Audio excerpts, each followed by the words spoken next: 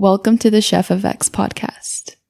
So basically the beginning, normally the way the format would work is there's like a check-in. I know that's a term that's... A check-in question about It's not a question. co-op It's not a interview? question. Shit. It's not a question.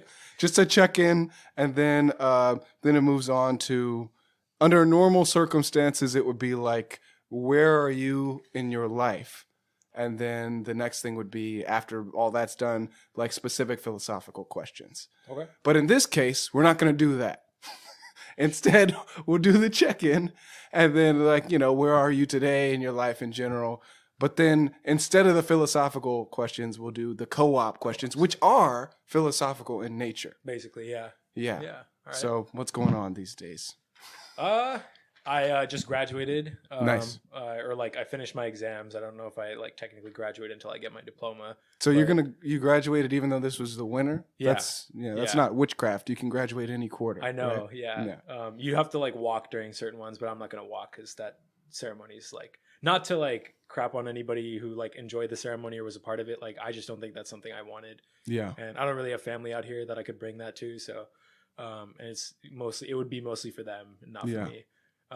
But yeah, I've been doing pretty good. I think this last quarter was a real push. This is the first time I took anything under 18 units. Okay. My first time ever in the quarter system, but it was still a lot of work. And I think What's your major again? I study restoration ecology and wildlife bio. Okay. And then I'm making a little transition away from that and back to my roots. I used to work in agriculture and livestock before coming to university. And then I'm taking a job at a farm and then sticking with my university job with fish conservation for a little bit. But I want to fully transition back to that because I think it's just a good way to get in touch with my roots and how I started getting into conserving the environment and stuff. Yeah. So, yeah, it's been pretty nice. I feel radiant after not having to do exams. Yeah. Yeah. That's cool. I'm so far removed from the world of wildlife and ecology and biology that even the differences between the two jobs or the two career paths that you've described seem pretty similar to me. Yeah, they are very intersectional with the right intentions. Intersectionality. Yeah, That's actually, in my view, a more accurate use of the term intersection as a math guy. Yeah, for sure. But anyhow, yes.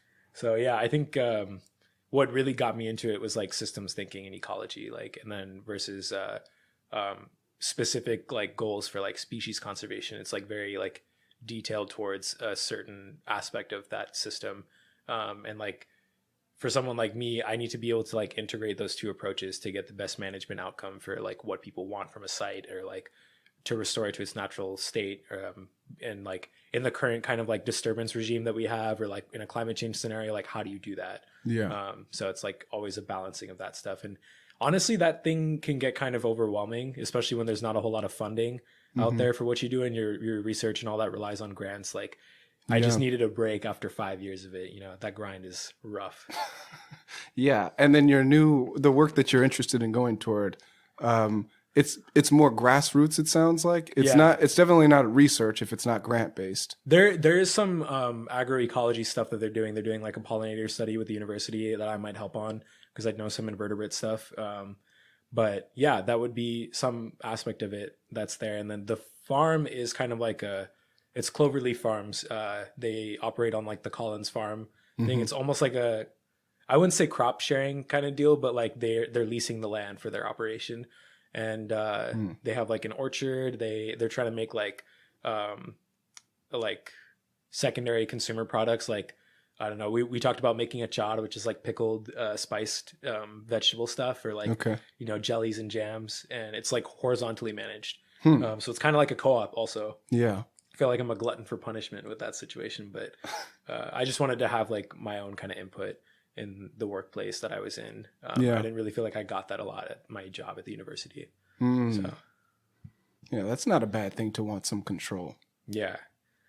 Especially when in your field, it's all old white guys that dominate the field of thinking, and it's more about reconciliation and than restoration. There's some things you can't bring back to a certain baseline, and a lot of those people that I've worked with, I feel frustrated with because they operate under the paradigm no, we can still fix it, and it is beyond a point of repair in some cases, and our money would be better used doing some things rather than others, or just like, you know, the bottom up kind of thing isn't like a thing there. So that's what really attracted me about that job opportunity specifically. Yeah, that's really cool. I'm glad you're moving forward.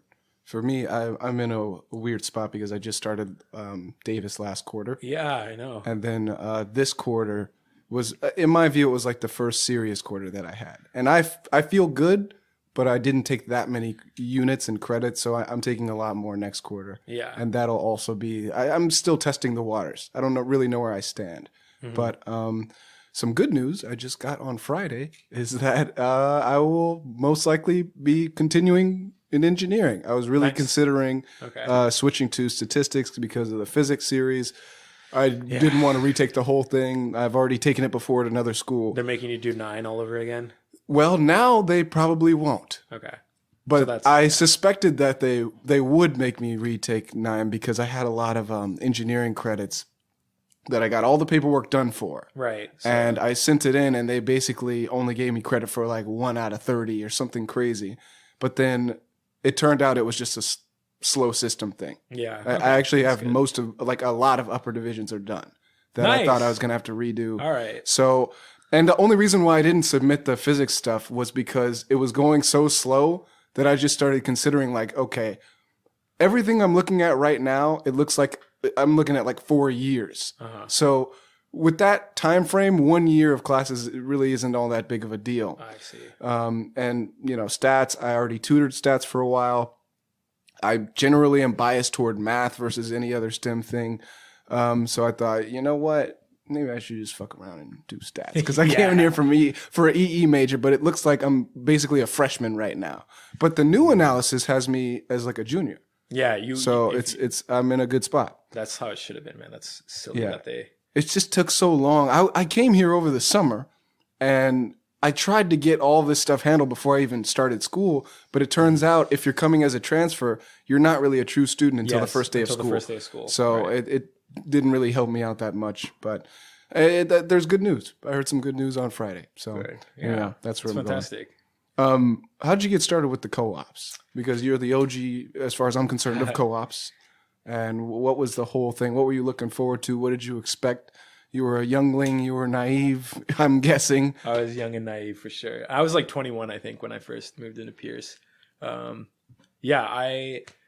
been traveling a lot. Like I did like a fellowship out of the country before coming here. And by the way, wait. I should say co-ops is in cooperative housing living situation. Yes. I guess that there's no proper introduction. The co-ops means a specific way of living. Yeah. Where you're living in a community and people share a lot of stuff. Right. It's just a communal living space. In this context. Gotcha. So yeah, I felt like I was moving around a lot, and then I went to school in De Anza and like lived in San Jose and stuff, and I didn't really feel like I had like a way to like plant roots. And I was just like kind of living on my own and trying to make a lot of money so I could like put myself into school and all that stuff. And like my parents' support was like on and off, and like I really needed to be like self-reliant, but it got pretty lonely, you know. And like people in the Bay can be kind of weird.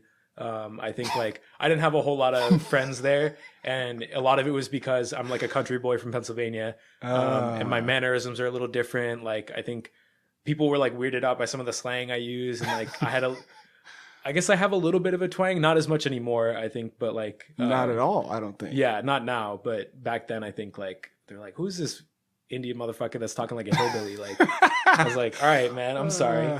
So yeah, I wanted to do cooperative housing because I thought it'd be a really great way to like learn how to like be a more social person and to like learn how to be vulnerable with other people. Like part of it was like a step I wanted to take in terms of like reframing my masculinity a little bit and like how I was socialized to interact with people. And then part of it was also just like genuine desire to like want to learn about other people and like live in a space where I can like learn about them and from them and exchange in like more meaningful ways than I think like a frat or like a sports team would. And I think I got that for the most part, but there was a lot of other things along the way that they're learning experiences, but they're not the most ideal just because like, you know, consensus is hard in a communal living space, and like sometimes people bring things dealing with voting. Yeah. Yeah. Not only that, I think a lot of it is just like the house culture. Like, what are the community values of the place you're living in, and what kind of modus operandi do people have when they interact with one another? Can like people who set the tone for that sometimes are like very outspoken and speak over a lot of people.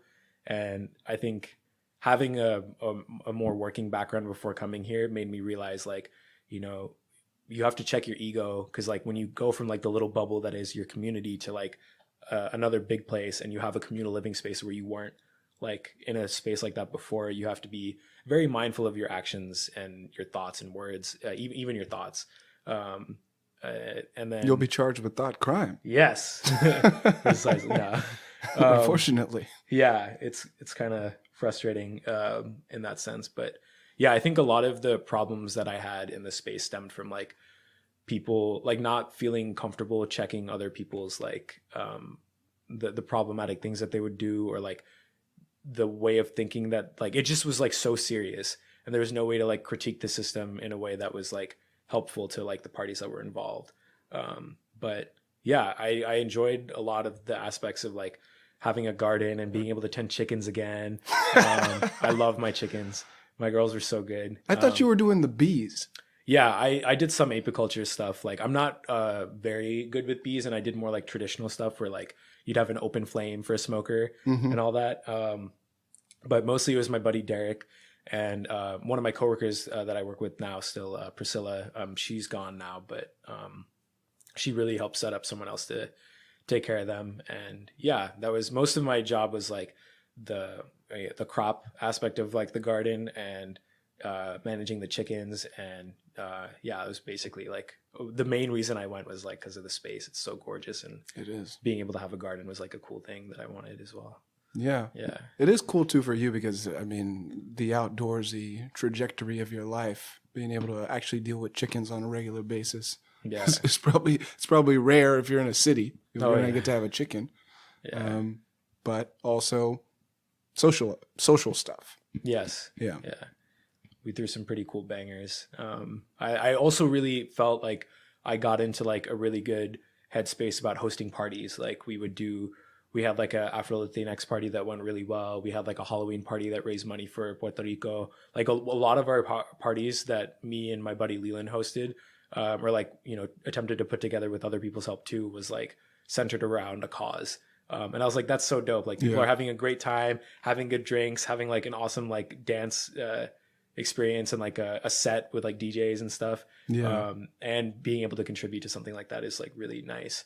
And those are like my most fond memories of the place for sure, is like all the awesome parties we were able to throw in such a beautiful space too. Yeah. And that was the first co-op.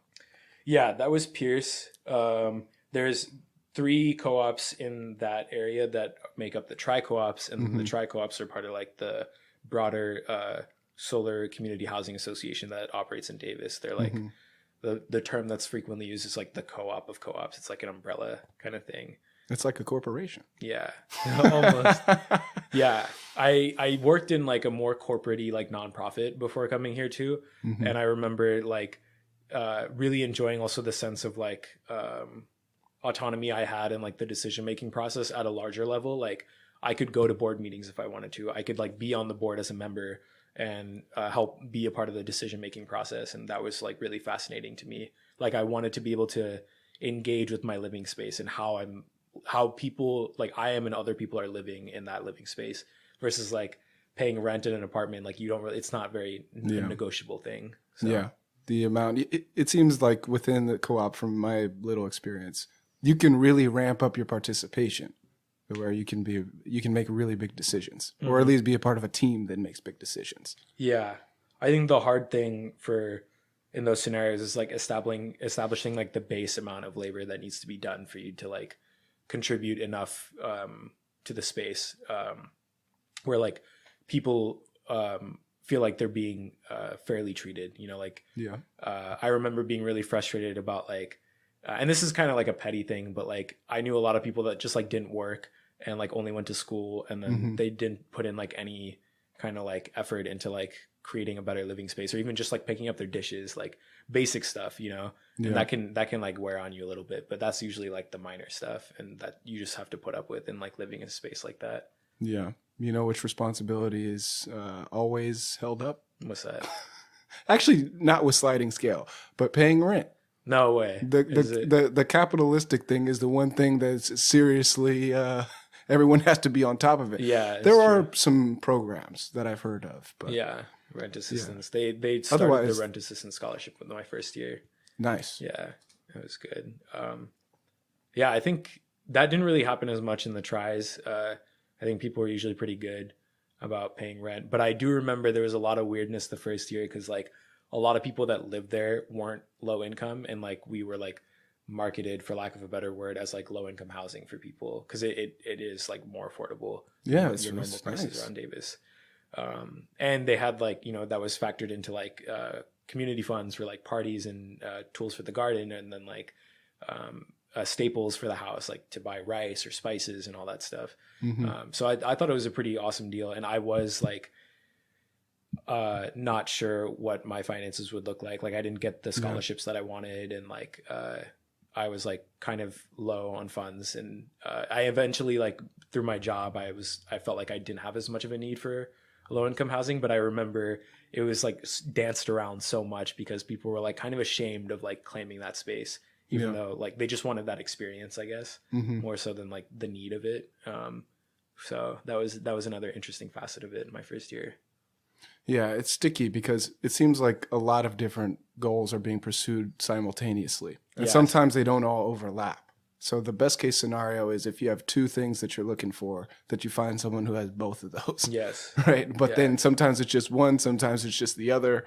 And like what if someone is low income, but they leave the dishes? For instance, or someone's they have a high income, but they're from a marginalized group and they do all the dishes. Yeah. Then, you know, there's a lot to weigh out. There's several different dimensions and factors. And if you don't have a clear system for dealing with all of them, it's better to just prioritize one and do it well. Yeah.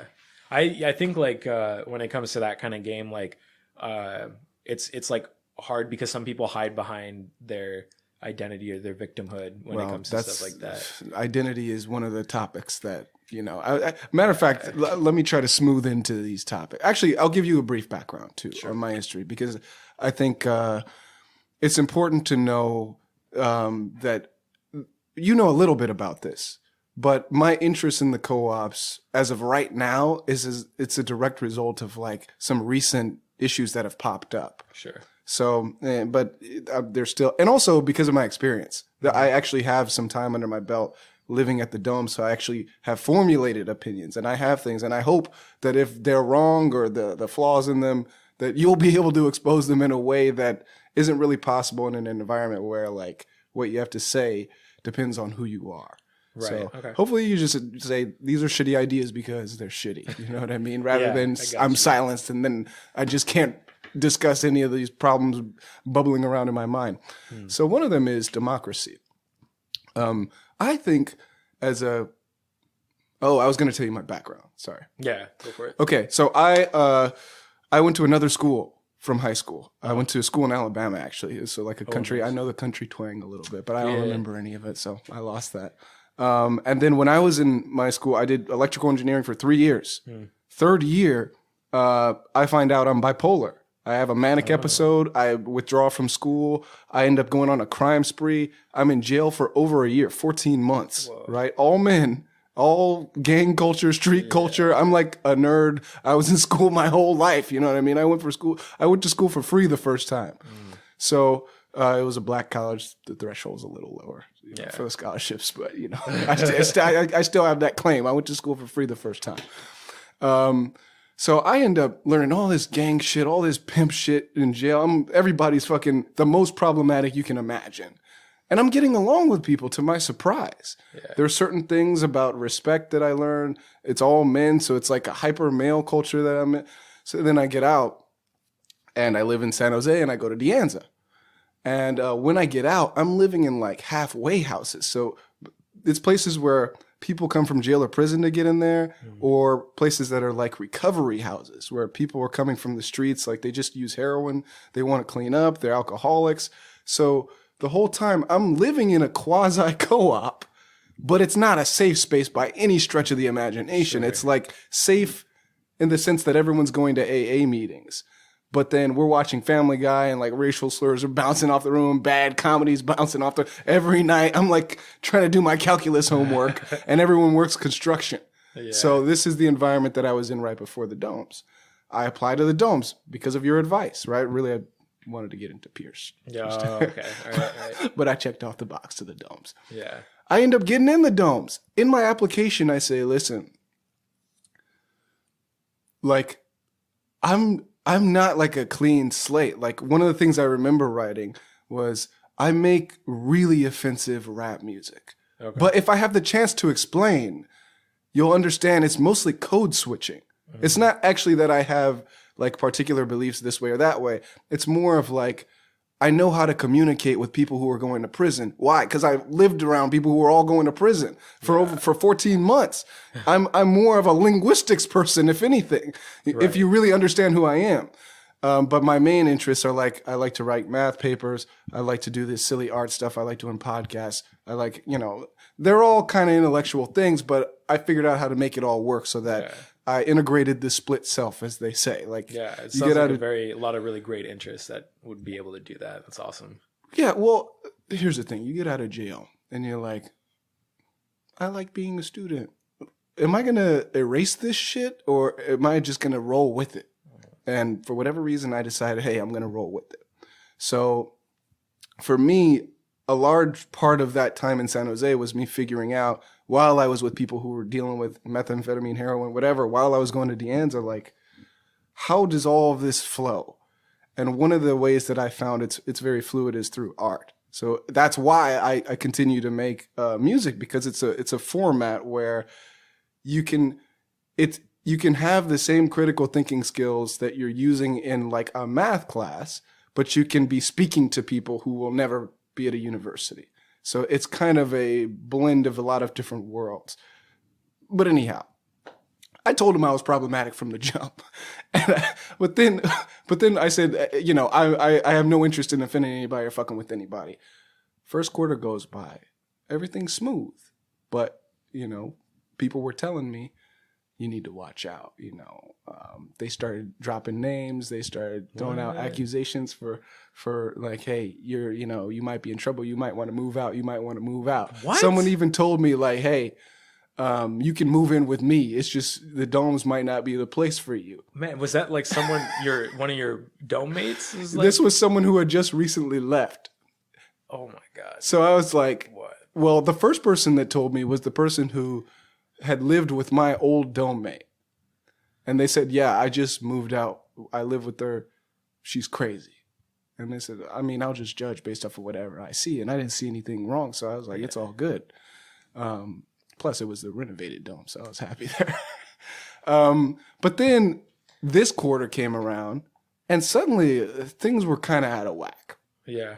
There was an incident that had to do with someone moving in, a new applicant, and people had to move domes. And there was a lot of misinformation that I found out later after it already happened. And then the first thing that was like a big deal on the radar that made me think, oh, this is dangerous for me, was there was a sexual assault accusation. Oh, right. Yeah. So I heard about this. Yeah. So the person who lived here in this room, they got kicked out. So I thought, man, so many of the details of this are creepy, but I don't know shit. Yeah. So let me do the neutral thing, which really isn't a neutral thing, but. Is this the thing where you sign the paper or whatever? Yeah, I said, let me do the neutral thing and say, listen, if it's possible. Now, keep in mind, I had a good record. I went to the work parties. I did the meetings. Whole shebang. I did the whole shebang. A lot of stuff that I saw I didn't agree with, but I went along with the group because I was learning. It was my first quarter. But as this new quarter went around, I showed more and more resistance, including in this incident with the housing. And I thought, you know what? I think I've seen enough to finally see why those people on the first day were warning me, one, about the domes in general, and two, specifically about certain people. Certain people, yeah. So I said, what is the best thing I can do to protect myself while offending almost no one? And I was very wrong about the second half as I found out. Yeah. But I said, the best thing I can do is take a step back and say, listen, if possible, just give me whatever the worst thing that can happen to me in here is, right? If it's the bad standing thing, just give me that now. And I'll just keep doing my thing. But now change my status and I won't change anything. So I'll still do the work parties. I'll still do everything, the cooked nights. I'll do everything normal. I'll have bad status. No crime, no violation of policy. I'll just be on bad status. Right. You're talking about this in terms of how other people like viewed your energy and like the way you like move through the co-ops, or like, is there some kind of penal system in the domes that I'm not aware of? There's a penal system. Oh my God. The penal system is if people decide that you're one of the bad apples, so to speak, then you can't come back for 3 years. You're banished from the property. What? So but there's a catch. You can get off of the bad status, the bad list, as I call it. So if they put you on the bad list for any reason, there's a wide number of reasons why they might put you on the bad list, one of which is a sexual assault accusation. Right. If they put you on the bad list, you can get off of the bad list some of the time, depending on what the crime is, depending on how you appeal. This sounds like a mock-up of like a fucking kindergarten Judge Judy show. Like, this is so dumb. Well, this is the environment that I live in, and What this is the the context for me wanting to get the fuck out. Yeah, man. Was Oh my because I God. said, listen, cheap rent is dope as fuck. This house with 2 people and a weird ass egg is dope as fuck. My roommate, dope as fuck. Most of the people who live here, dope as fuck. But the system as a whole, there's problems that are really dangerous for a guy like me. And the number one problem is this. It's not an environment that values evidence-based thinking. Yes. And it's an environment that's actually threatened by reasoning. So I'm a guy who loves reasoning. Yeah, math And guys, I have real dirt, which if it's just a matter of perception, I'm the worst one on the block. I joke and say I'm the worst domie. Yeah. But I've been saying that since day one. This is not connected to these. knew. Yeah, this is not connected to these recent, things that have gone down. Sure. But I say, listen, I'm the worst domie. They're bringing out the big guns now. Now, here's what is in bad taste, but it's good for reasoning. Sexual assault allegations don't involve evidence. Yeah. That's the creepy thing to me. I'm not saying there's ever been a false accusation. I'm saying if it were false on me, no one would know the difference. There's no way of checking for false positives in this system. Yeah. So if you're throwing crimes around and I'm a criminal, you know what I mean? And I might be thrown out of my house and there's no double checking anything, that's why it's dangerous. That's why I want the change in status. Yeah. Because if I just have the low status to begin with, nobody has to attack me. Man, that's such a like bullshit, like kind of. Oh man, yeah, it's like a caste thing almost, right? If you have that status, and then I'm trying to figure out. So like, and the status ain't so bad because you can just leave if you can't come back. If it's really the type of place where they're gonna snake you on that level, you probably don't want to stay. Want to be there, yeah. Wait, so okay, I have a question then. I have a question. If this is it kind of like a probationary thing where you have a certain period where you're on the bad list, and if you don't like improve your behavior, you're like off, or is it just like or like does it go to like the end of your lease and then after that you're just not invited back, or what how does it work? It's the end of the lease is the longest you can stay unless you get off the bad list. Right. Okay. Now, here's what I'm thinking. If I have no crime, no violation, I should be the easiest one to get off the bad list. Yeah. So if it's a just organization, there's no harm in getting on the bad list. But if it's unjust, the harm is you can't come back, but you also don't want to come back to an unjust organization. So if you look at all the details, instead of just the surface, you realize it's just a purely rational move. It has nothing to do with anybody. But here's the problem. They reframed it and reinterpreted it to saying I was the most dangerous dummy, which is not my claim. My claim is I'm the worst dummy. I have the worst record, and I don't care about how you feel if what I'm doing makes sense. Yeah. But then they said, no, the way we're reading this is you're the most dangerous dummy and you're a threat to us. So we're going to vote your ass out. So they voted me out. No, I showed man. up some Friday to a meeting and they said, yeah, everybody wants you to get the fuck out. Jesus. So I said, everybody who? I only know of one person who has a problem with me. And I don't even have a problem with them. I thought we were going to talk it out next week. They said, no, the decision has been made. So what are you going to do?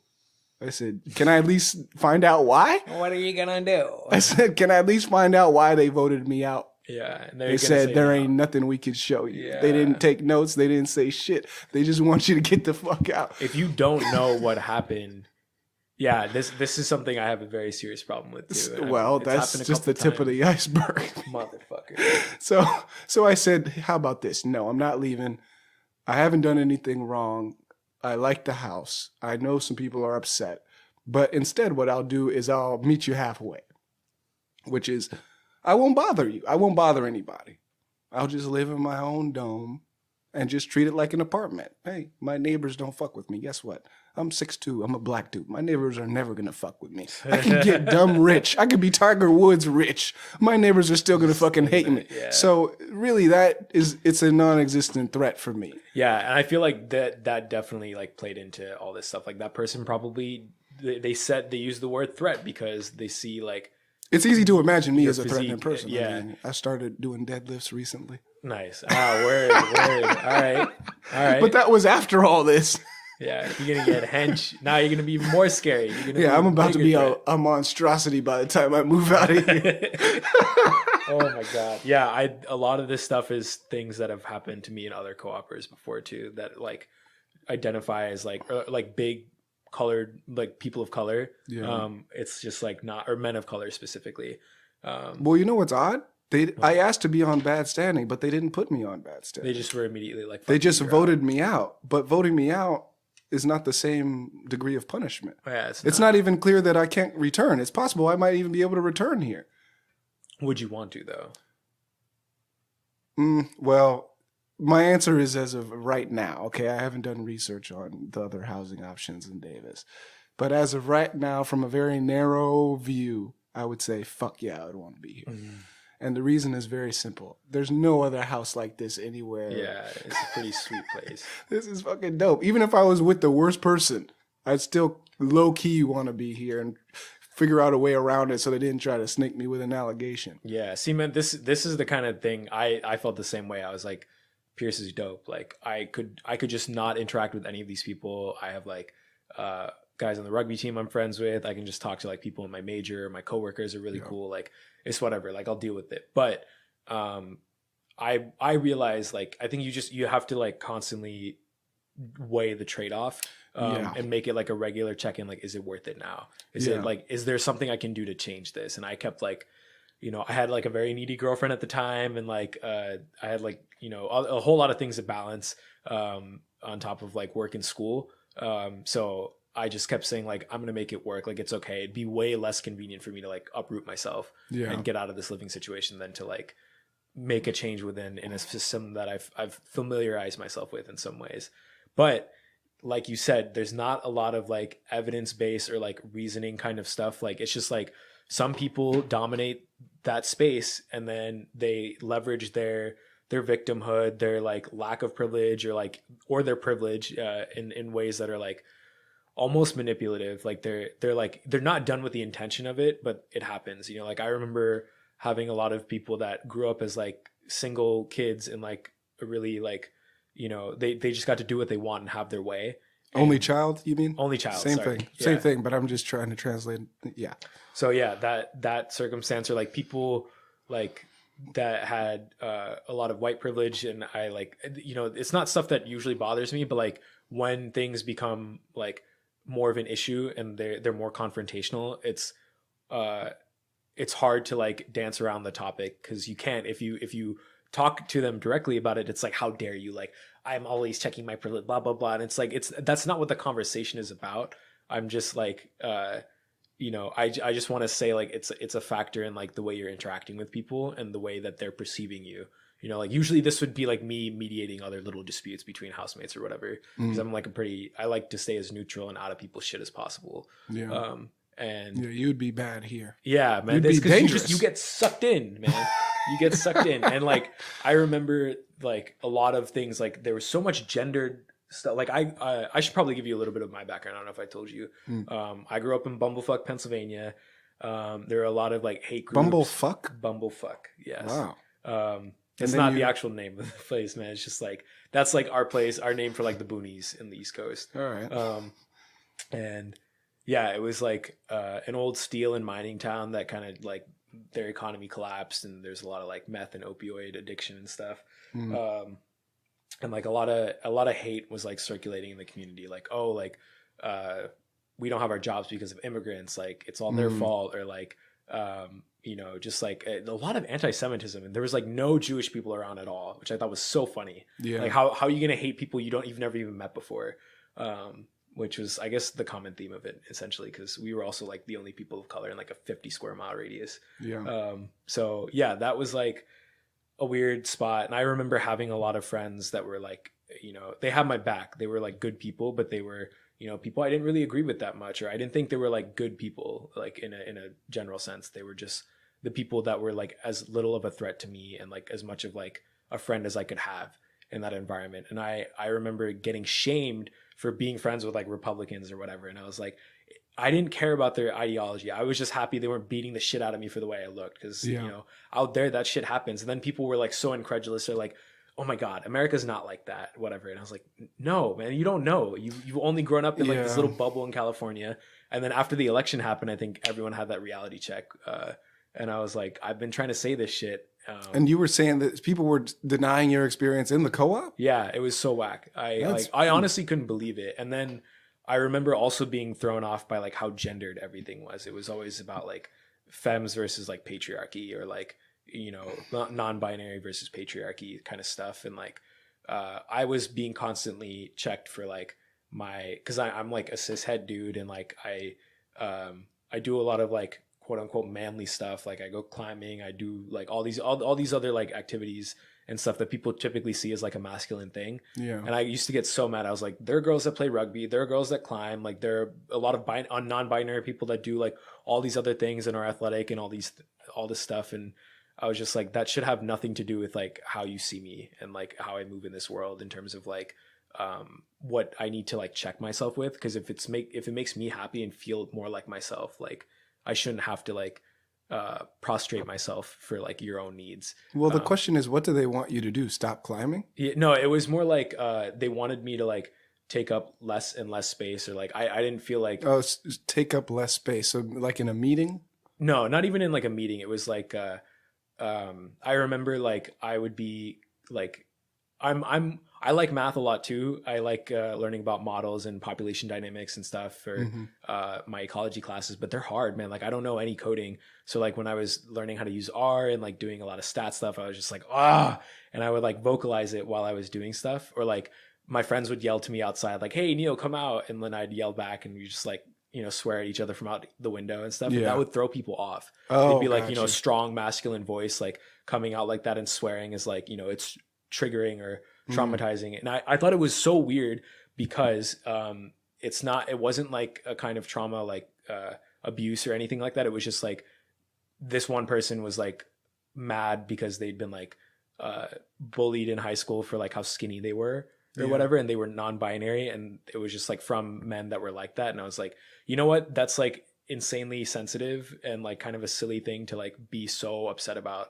to the point where like you're telling me like I should be more aware of like how I'd also talk about stuff. Like I was like, oh my God, the women's rugby team just beat like New Zealand for the first time. They're like undefeated. And I was like, this is so cool. And then people would be like, not okay with that. And I was They'd be upset that you were into rugby? What? Yeah. Especially women's rugby. That's showing you're kind of progressive, no? Yeah, whatever. I was like, just usually women's sports are a lot less interesting by most people's measure. Yeah, no, women's rugby is some of the fiercest shit I've ever seen. Like, oh my God. Rugby could be, you know, an outlier here. Yeah, it's no, dude, like I don't know. Yeah, I don't really watch any other women's sports. I watch like a lot of like women climbers because I have very poor form, and like I've learned that as a beginner, you should learn how to climb more like the way most women do, because they have much more lower body flexibility and strength. And like me, I have a lot more upper body stuff, but I fatigue more because of that. So those are like the two sports that I watch like women's things with. And like,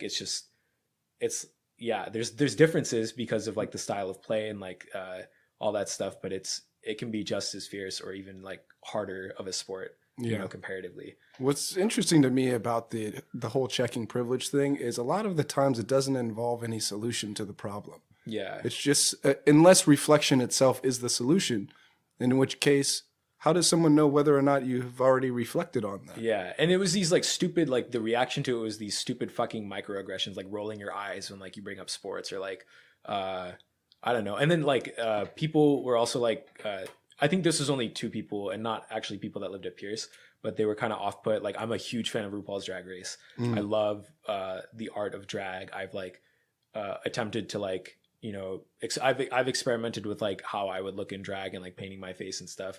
And like that was part of me like on my journey to like correcting my understanding of my own identity and my masculinity, and how I'm socialized and stuff. And for them, it was like, oh, you're just like experimenting with like all this stuff, and like you're using like labor of like our people. And I was like, our people. Yeah, like, here's the thing. Here's a comment on that. All right, here's a comment on that. There's also haters. Yeah. There's also fucking haters. Just because you're enlightened in one way doesn't mean you're not a fucking hater. Here's the difference between a hater and just, you know, a regular person. The hater wants somebody to feel bad. That's the goal. It's not to correct a behavior. If you correct a behavior, that puts them out of business. They want you to feel bad. They're looking for anything they can find, scrounging. Here's a question. Is it making you happy? Is it making them happy to find a fault in me? Because the way that I view my own happiness is largely what I'm doing. Yeah. So if what I'm doing is hating, why would I do that unless that makes me happy? That's the way that I'm processing it. And I always challenge them, what do you like? You want to hate on me? Okay, that's fine. You can spend your energy hating on me. Yeah. It actually doesn't even bother me. It boosts me up. But what do you like? Why don't you go cook your meal? You're a chef. You got these ingredients. Go cook your meal. You don't have to worry about, I'm cooking lasagna. You don't have to eat my fucking lasagna. You can cook your own shit. Cook whatever the fuck you want. Yeah. Instead of spending your energy hating on me and the shit that I'm doing, do your own shit. Do better shit. You think my shit's weak? Do something better. Yeah. You know what I mean? Was it because you weren't cooking like vegan stuff or whatever? No, I'm saying that more as an analogy. Yeah. Yeah. What I'm saying is being a hater in general, I don't understand because I'm too committed to being a chef. Yeah. To really fuck with haters. But, you know, as everybody says, you know, you need haters. Yeah. On some level to gauge where you stand at that moment in time. It's frustrating when those haters live in the same space you live in, you know? Yeah, but you can kind of just, one of the things that I've had to do a number of times is just change what I think about people. I'll be really hopeful and excited, and then they'll disappoint me with something, and I'll think, okay, is that the rule or is that the exception? Yeah. And if it's the rule, okay, fine, then that's who you are. Cool, but I'm not going to be fucking with you heavy, because if you're not about this, then I'm not going to be talking to you that often. Yeah. And that's it. So I'd rather be around the people who are going to inspire me. If you want to be a hater, okay, be a hater. I'll encourage you not to be. I think there's a better way. But if that's what you want your life to be about, hating on me, fine. By all means, go ahead. But that's your loss, not mine, because I'm still going to do whatever I'm going to do.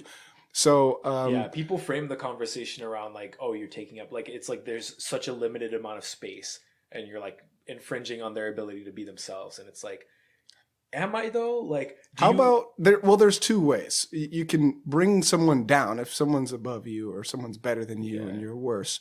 You can bring them down, or you can step your game up.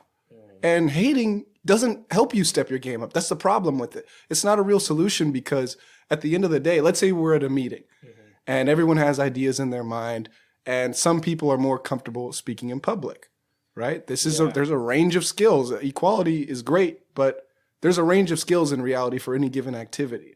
Okay, some people are on the high end, some people are on the low end. This person happens to be on the low end. You could say that person's taking up too much space, and you would be right in the sense, you'd be right if they were saying bullshit. You know what I mean? If they were more confident, but they didn't really have anything to say, and the only reason why they were speaking is because they had the confidence to do so, not because of their message. Yeah. But if they're speaking real shit, and you have real shit in your mind, and the only difference is that they're more confident than you, that doesn't mean they're taking up too much space. The error is on your end. Yeah. You can step your game up. People forget, oh yeah, I can step my game up. People forget they can step their game up. Yeah. Like, how many times have you seen it where someone is at some shitty level? I don't know where it is, whether they're playing golf, basketball, anything. You can always be better. You know that's an option. Yeah. But it takes work. It's much easier to complain about the person who's better than it is to say, let me analyze my dribble. Let me practice my layup every weekend for 3 months.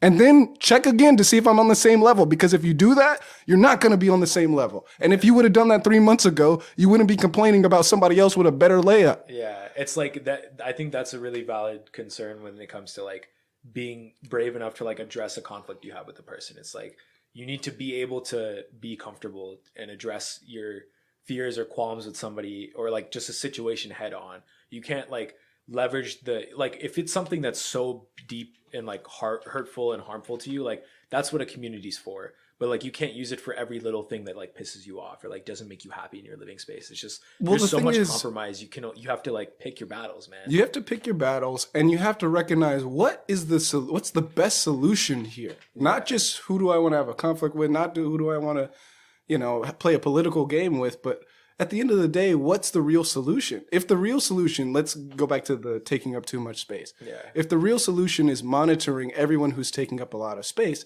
that doesn't give that other person confidence to speak. It's the monitoring stuff is bullshit. The monitoring, stopping someone doesn't start the other person. Yeah. You need to do both at least. Yeah. At least. And really, you just need to do one. It's all just like you have to have like dialogue about it or like just an exchange with someone. That's like how you like. I wanted to go back to a little bit about what you were saying about like elevating and like get up to that level and stuff. Like I think the biggest thing that's a problem in these spaces is like the hierarchy systems. That's something that I have a problem with a lot. Like I know that I have problems with authority. That's just like ingrained in me. It's ingrained in like my ethnic roots and my culture a lot. Like and like just like a lot of the stories I admire about the world and about peoples that have gone through a lot of things is like standing up to like authority, whether it's even just or unjust. It's just like if you as a people have needs that other people aren't addressing, like take your stand, That's something I did not experience here. And I think a lot of the issues revolve around like how hierarchy happens in these spaces where like in like, if you go back to like, maybe more like village or even like tribal cultures and stuff, like the hierarchy is based on like wisdom, experience, age, and like, different levels of ability. And I think because you're pitted against an environment that can be harmful to you in a lot of ways if you're not careful or you don't like use your community in a way to support one another. It's different than like here where like people leverage the community for their specific needs in like an egotistic sense when they don't have like a firm sense of their identity as like a part of the whole. Like I felt really good about my first year in Pierce because I'm like a really experienced farmhand and I know a lot about plants and stuff. And like, that was just kind of like my role, but I think when people saw me swerving out of my lane and like wanting to explore more like discussions about gender and gender identity or like psychology and like spiritual thought, it was like, like, what are you doing here? Like with this, why are you coming at here like out of the blue with this stuff? And it's just like I'm a multifaceted person, like what is that so hard to believe? Yeah. You know what I mean? I can't believe you would be exploring things while you're in college at a co-op. Yeah. What? And it wasn't like it wasn't like out a lot of this stuff like sometimes it was like an outright thing, like someone just be indignant about it and just say it to your face.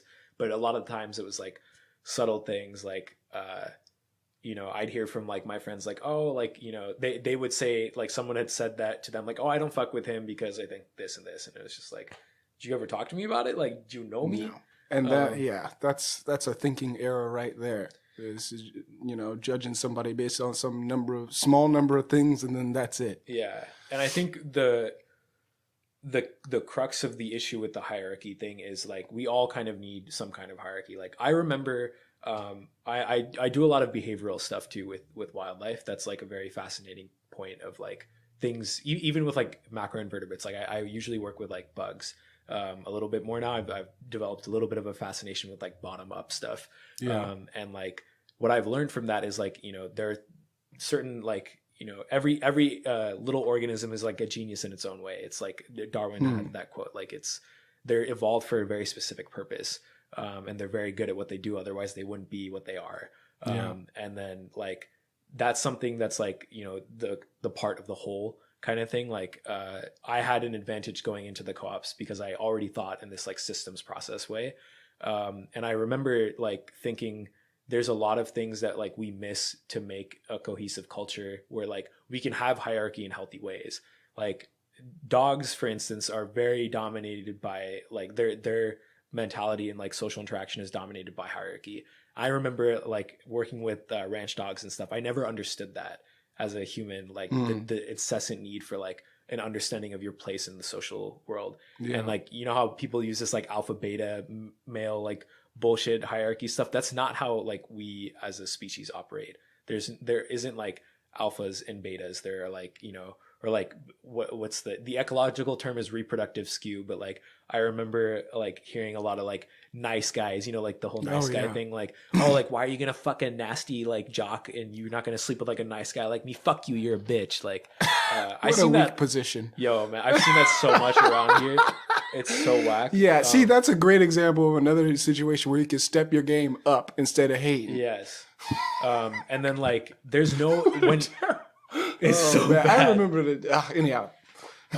Yeah, sorry. No, I was just gonna say real quick that like in those places, like I think what you were missing in that process, like on top of the evidence-based thing, was like there was not a formulated process for that conversation to go down, and like no one took a leadership role. Like taking a leadership role is not the same thing as like taking an authority position.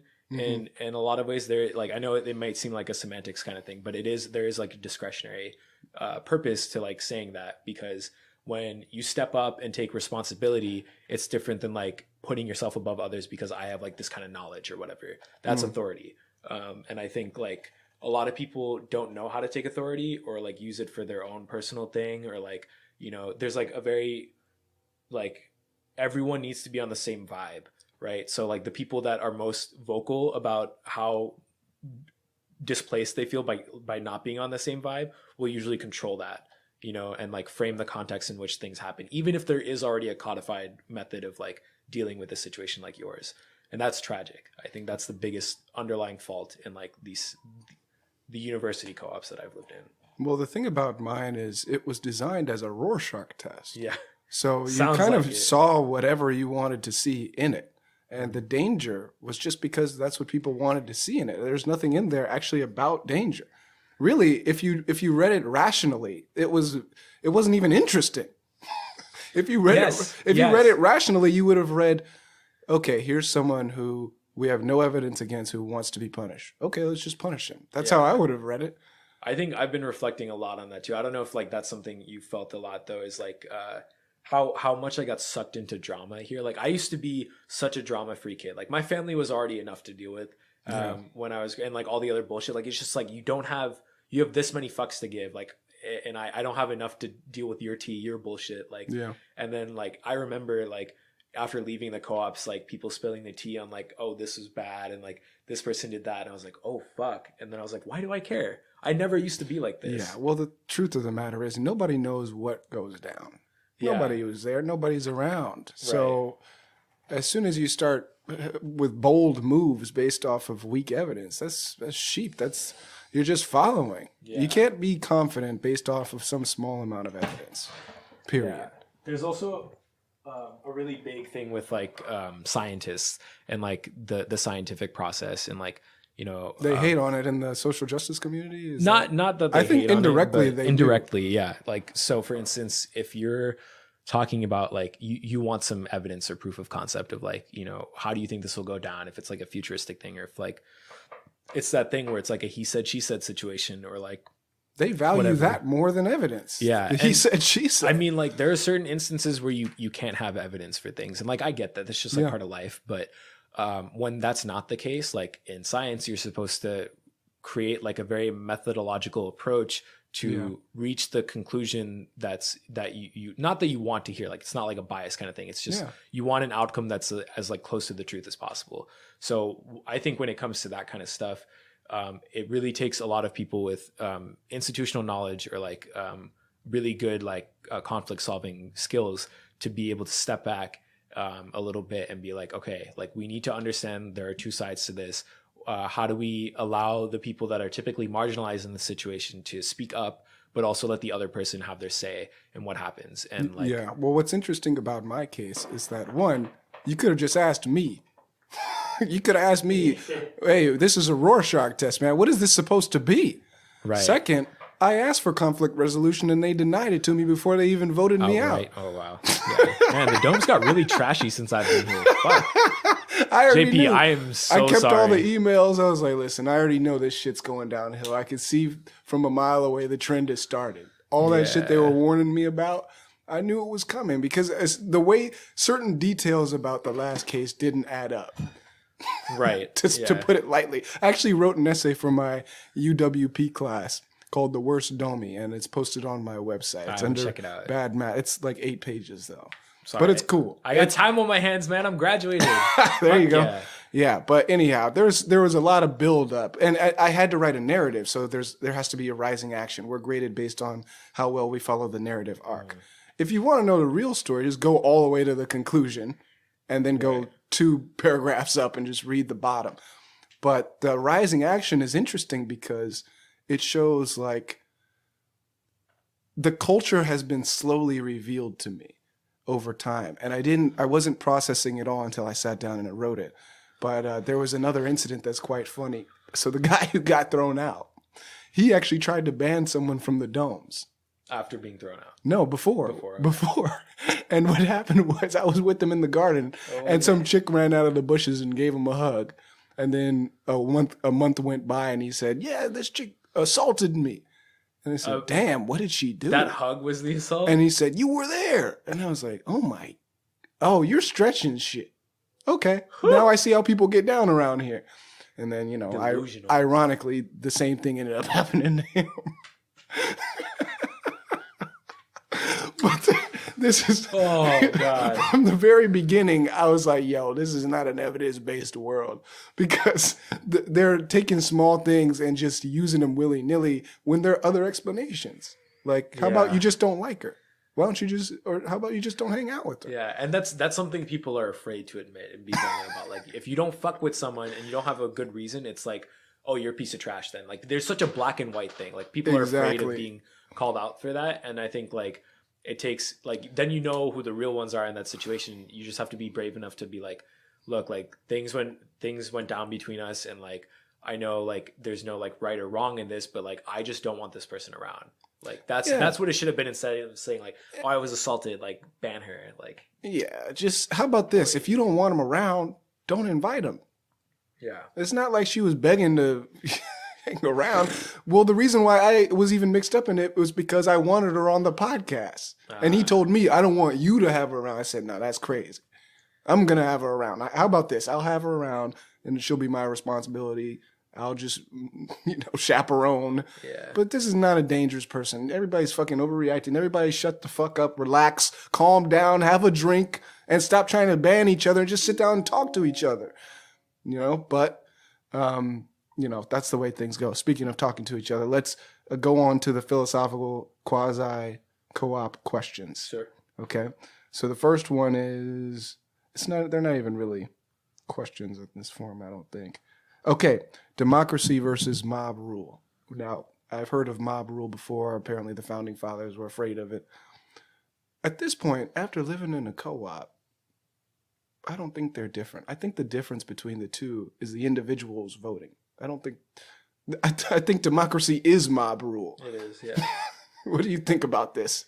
Yeah, I think mob rule is kind of like the negative connotation of, like, people being wrapped up by sentimentalism and, like, making poor decisions based on group action. In ecological theory, it's something that can lead to, like, an evolutionary trap, where, like, cues that you had in the past at a baseline condition that the organism was evolved to see and, like, expect, they would make decisions that would increase their fitness, because before it used to have a good connotation. But if you see other individuals cueing into something that looks like a similar cue, but it's maladaptive, like it's like an invasive species that's toxic, but it looks exactly like a native species that's delicious, you start eating it and you die, then it's like, oh, I have a lot more space to gather resources. I can start expanding my diet a little bit more, and maybe I'll try this thing that looks a little different, but is similar, and then you die. Like it's like the Yeah. same principle where like you're making a maladaptive decision based on like group systematics.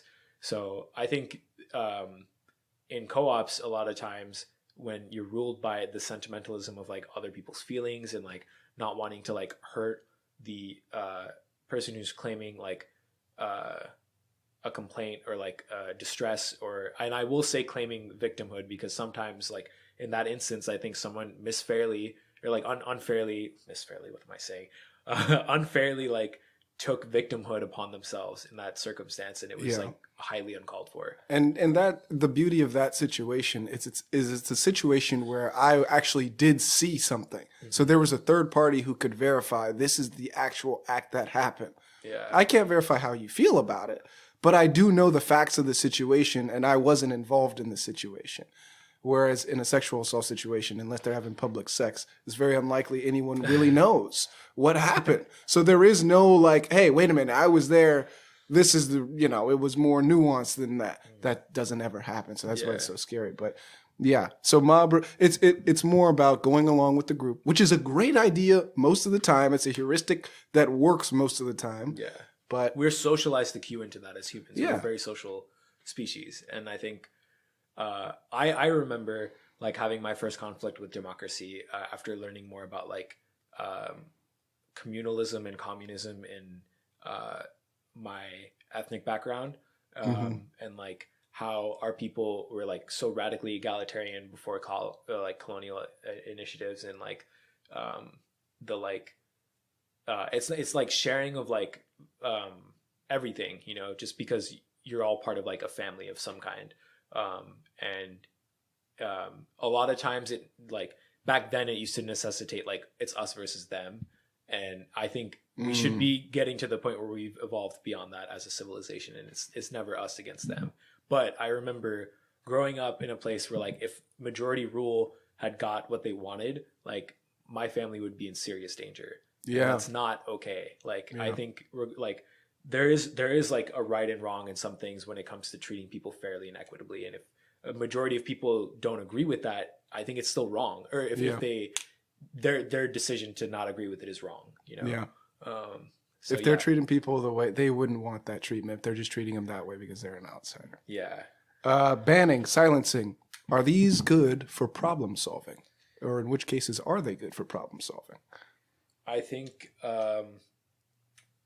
the nuances here are less semantic than like the previous question, where like there are certain times or people that like have a lot of serious baggage or issues with like circumstances that have happened between one individual and another, or just generally with like a situation that they're put in. And in those circumstances, like you do need some kind of evidence of like that person really feeling strongly about it. They don't have to go into details, but they have to be able to explain their reasoning in a way that makes sense to the group and the party involved. That has to be a thing, whether it's indirectly or like person to person, or if it's like someone that you've chosen to speak to that individual or to speak about in like a certain context. It doesn't have to be direct, but it has to be accurate, and it has to convey your feelings and emotions about it. So in circumstances where like banning or silencing happen, it's never like, no one, if you said that to anybody, they wouldn't agree with it, but it happens in co-ops like this, right? Because we dehumanize people. Like we're like, I remember being in the social justice like circles around here and just like being so thrown off by like one person having like a minor issue with like the other person's thought process and being like, oh, that person's fucking trash. They don't get it. Like that's so lazy to me. It's lazy. That's exactly this is a fucking university. People should have the values of scholars on some level. You don't got to be Einstein or anything, but like you should want to be clear with with your own thought process. Yeah, you remember the Milo thing that happened around here? Yeah, so I don't know it was around here though. Yeah, no, he tried to speak here, and there was just a lot of fucking crazy stuff that happened out there. I remember being like adamantly against people, not adamantly, I'm sorry. I just remember being against people like protesting it, especially in the way that I knew it was going to go down. Like people were like, "We're going to get violent," and I was like, "No, why? You're man? Feeding into like he was the guy who actually it is he, right? Or is that the pronoun? Milo, Yeah, he was a guy who was pretty I think he was clear about the fact that he wanted things to get crazy as a Yes. part of his own marketing. I think it's so tragic that people say they study all this stuff and like know all these things and they don't even look at history. Like this is how fascists back in Europe would like they would leverage this antic to be like, oh, like look at them, the liberals are the bad, or I guess they were like the whatever liberal party in those circumstances, but like they would be like, oh, like we're like a more neutral party because you see how crazy they're acting towards us. We're just talking about things. It's true, and it's like it's a great point. Yeah, people don't learn from history like that anymore. And I remember being like, I'm not okay with this. And then people would be like, oh, but you're like a cishet dude and like you've never experienced these kind of things and this kind of discrimination. And I was like, people have wanted to cut my head off for being like another color. Yeah. It's almost the same as like, it's not the same, but the feeling that you get and the threat that's to your person is the same as someone who's gay and they want to cut their head off. Like if the threat is the same, it's just the issue that people take with your identity. Like, why are you trying to pit other people against you for that? And Milo's gay, right? Yes. So that should be points in his favor. Right? No, it was. I mean, this wasn't an issue with. I don't know why I keep bringing up like LGBT. Well, I brought up silencing. Right. And then Milo is a great example of silencing because I would say banning makes more sense than silencing most cases. Yeah. Because banning seems to be more about a physical threat. Yes. Whereas silencing, what's the threat? Somebody's going to talk? Just don't listen to him. Yeah. It's not like you had to listen to anybody. Right. Just don't go to his fucking thing. That's another possible response. Yeah. You don't like it? Don't go. Yeah. Or just like I don't being wanna able to mediate conversation. Like. Or, yeah, have a decent conversation with him. And then if he's being irrational, walk away. Why is that not an option? Why you got to bring out the pitchforks? Okay, truth and sensitivity. Is it ever, when is there too much truth? I recently had an experience where I think too much truth kind of like destabilized me, but it was in a way where like the person that brought it up made me realize that they weren't experiencing the same things they were telling me, right? Like they were kind of hiding their feelings and just like trying to let things go. As much, but it was just building up. And then like when the truth came out, it was like just so much of a downpour. I couldn't handle it. Like I kind of like lost my shit. I was like, I had been living like this was my reality the whole time. And I was feeling so confident and secure with myself. And you just brought that crashing down on me. And I think the truth is always important and the truth will always come out in some way, but it needs to be told in a way that's like compassionate. And it doesn't have to be in a way that's like, you have to like, you know, tread around your words lightly. It's all about timing sometimes, or it's all about like having the right person there to help you tell that story. And like what you were saying, like I think storytelling is a really big component of our humanity, and being able to tell a truth through a story and not through like a statement of like several facts is like the difference between that person understanding you and like hating your guts. Yeah. So yeah, I think that's a skill that takes a lot of time to build if you've never lived in a communal space before. Yeah. Especially if you've never had to really check the way you tell your truth. Yeah. So yeah. Yeah, I think that I agree with you on the timing point. I think that it's best to not filter the truth except through time. But it is a little bit, one of my gripes is if the argument is that there needs to, like, you need to not reveal anything that's true, that the only way to be sensitive is to distort truth. I disagree with that in general. Yeah. I think it's actually insensitive in a lot of cases to do that, even if it seems in the short term to be sensitive. All right, we kind of touched this, but thresholds, harassment and violence. Now, actually, violence we haven't touched. This is a new thing for me, but apparently there are theories going around about there being different types of violence, and you can have like an emotional violence, and that's like roughly the same as violence in the normal sense. Have you heard of this emotional violence or any other types of violence? And what's the right threshold? What's okay, and then what's too much? If you do know about it, because I don't know shit about it. I haven't heard about it in a very academic sense. Like I have a feeling for what I think is emotional violence. And how it relates to experiences of trauma. And I think I can extrapolate more from like the psychology of trauma versus like the psychology of fear in that circumstance. But yeah, I think like, I also think like I've recently discovered what emotional violence means.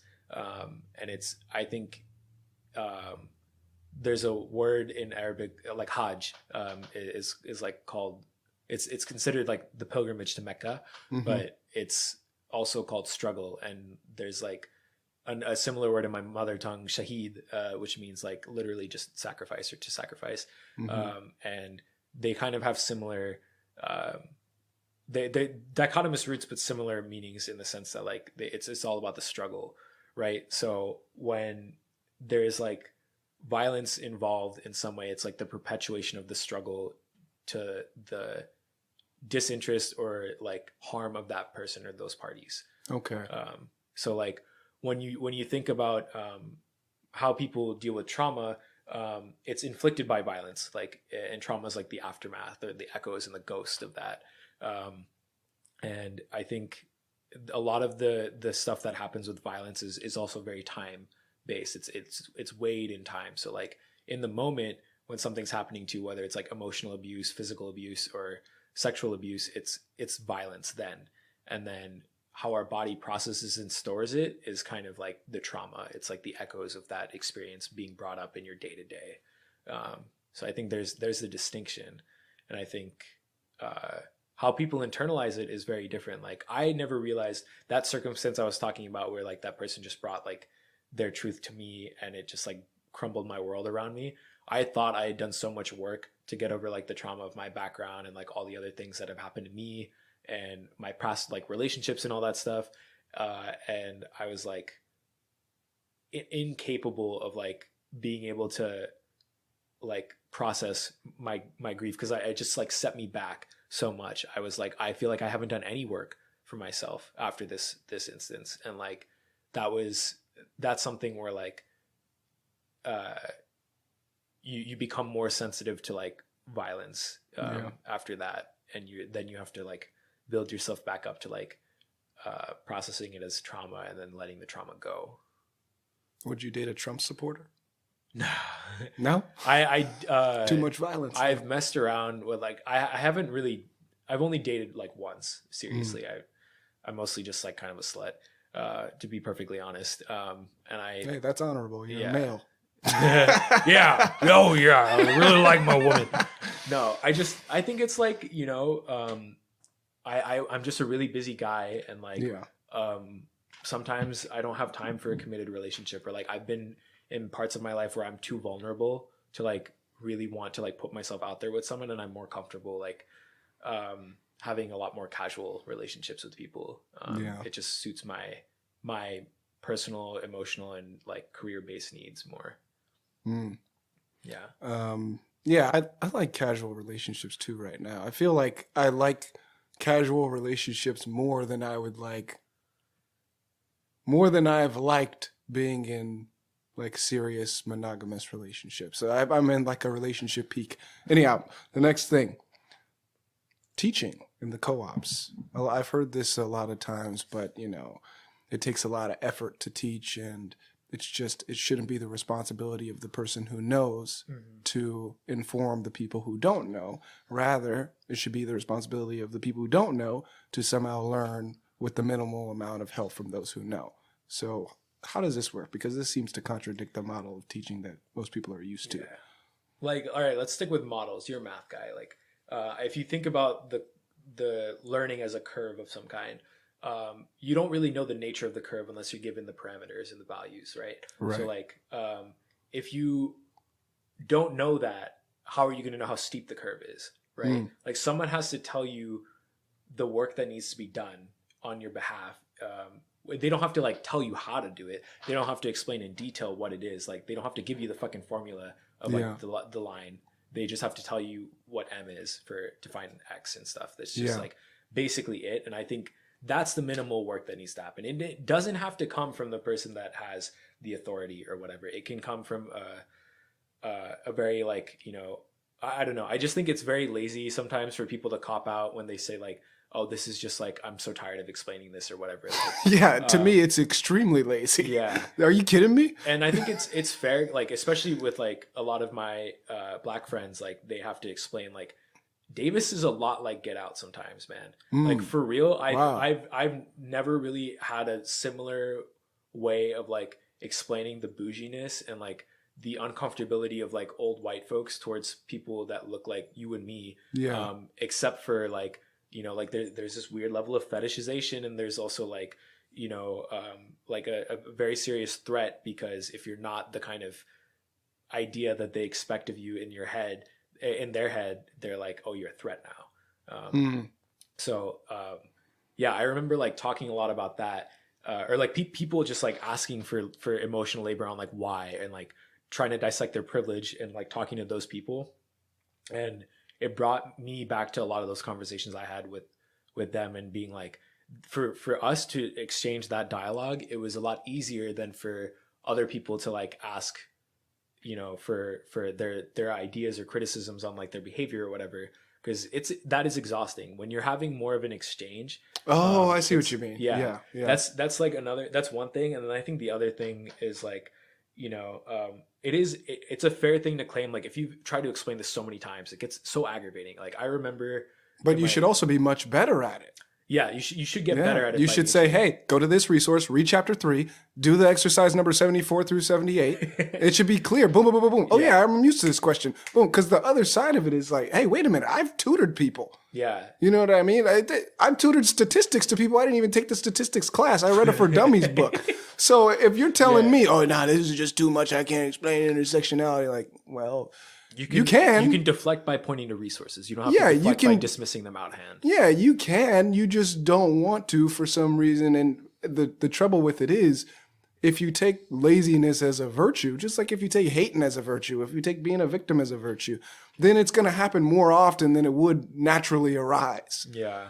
You know what I mean? Naturally, a lot of people would be too lazy to teach, but not every fucking body. Yeah. The only reason why everyone's jumping on the bandwagon is because they think they can get some kind of a like communal pat on the back for being lazy. It's like, dude, why reward laziness? Yeah. What's the benefit to us? Especially if you're supposed to be teaching more people. Do you want to maximize the number of people who learn or minimize your own effort? Because those seem to be different objectives to me. Yeah. You want the maximum amount of people to learn. That's not the strategy to go for, bro. Yeah. Period. And that's not coming because of who you are, your identity, who you fucked last week. None of that matters. Just straight up, are you trying to maximize the number of people who learn? Yes or no? Yeah. No? Why not? Yes? Then do all the steps. Yeah. Don't get mad at all the students for not learning. You're a bad teacher. Period. Yeah. The pedagogy. Step your game up. Yeah. Exactly. Step your game up. Before you hate on the students, before you want to be a victim from the students, oh, hey, maybe I just can't explain. How come you can never explain one thing, yet you're claiming that you're the fucking boss of all this shit? Yeah. The pedagogy of authority, I think. That shit off. Is something that like... What the fuck are you talking to? Oh, I just can't. I have no energy. How come you never got any fucking energy? Yeah. I think that's like a big thing, is like, especially like in when you like designate someone to give you, like, you give them authority on like a certain thing. It's like the way they're going to teach you, that's something that doesn't change things. Like we're all about progressing and making change in our lives to like make the world a better place. If you're like an altruistic, not even altruistic, if you're just like a human being that wants to do some kind of good in the world, that's like that's their meal. The way I see it, that's their meal. And they're doing a bad job of cooking it. If your meal is you want to empower people, you want to teach people social justice stuff, great. But don't get mad at all the students when you're fucking up your own meal. Yeah. You're fucking it up. Like, you're the fucking professor, right? Teach. Oh, well, I just can't, I got 1,001 excuses. Okay, then you're not going to cook the meal then. You're not going to have people who are educated on anything. Yeah, but I will say, like, I get it. Like, I get really tired of having to explain some kind of shit. But that's you take responsibility for that if somebody doesn't get it. Yeah, I don't blame them outright and just call them a piece of shit. And like, just like, I don't just say like, look it up. I'll be like, oh, like I found a really good resource to explain this. Like, let me shoot you text. Or like, and like some people take offense to being pointed to resources and stuff. And I just be like, do you want me to like show you this thing? Like, I thought it was really enlightening for me. And then that's like a good way of, I thought I lacked so many interpersonal skills. Especially because like I didn't socialize with people growing up where I did. Yeah. And then I come here and I'm like, man, I'm a fucking genius compared to these jackasses. Are you serious right now? Well, here's basic stuff. Here's the thing that, if you look far back enough in your history and I do the same, we both can agree. Everyone here is privileged, period. We're one of the lucky fucks that gets to go to a university. Yeah.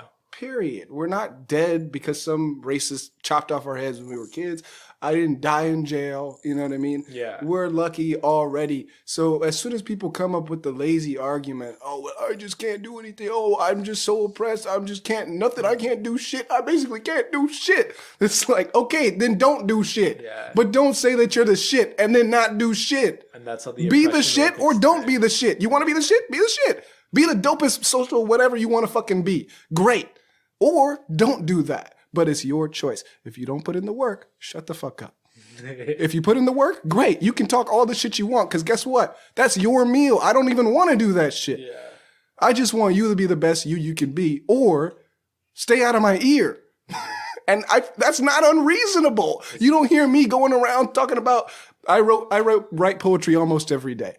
Do I go give people an ear beating about how I'm a great poet? No. Why? Because I'd rather be writing and I'm not the shit.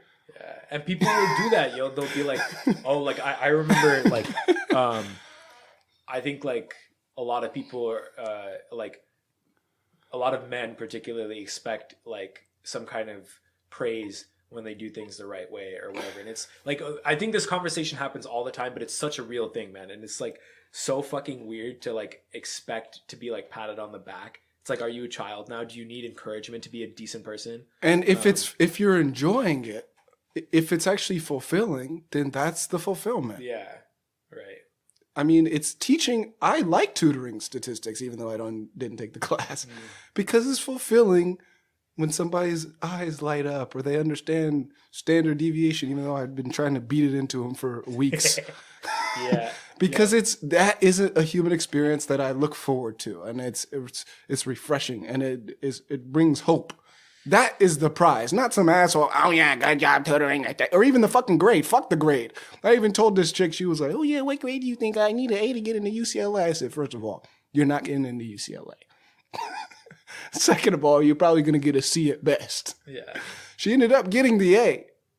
But the point is, the fulfillment is not the external thing. Yeah. And how can you, to me, whenever someone is making the claim that they're the shit, or they know what they're talking about, if they're saying things that are not logically consistent, and they're obviously looking for a pat on the back, I'm not fucking with you. And unfortunately, that's a lot of people that I didn't expect. I expected, you want to know what I expected?